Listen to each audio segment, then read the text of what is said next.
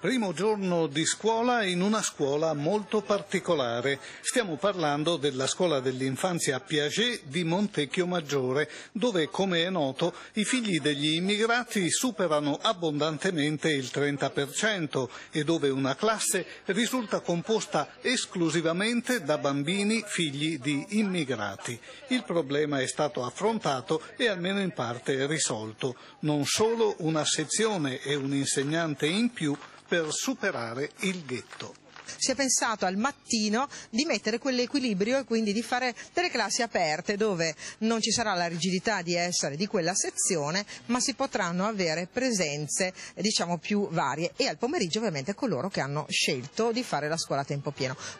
Un'integrazione dunque che si andrà costruendo di giorno in giorno, grazie soprattutto al lavoro degli insegnanti.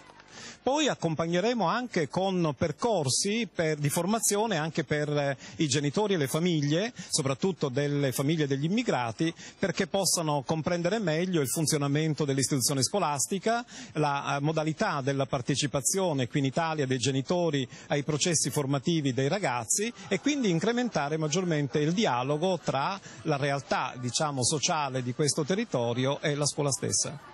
Sull'integrazione, aggiunge Venturella, il Veneto può costituire un modello di riferimento. L'importante è che anche nel futuro non si interrompa il dialogo fra le istituzioni.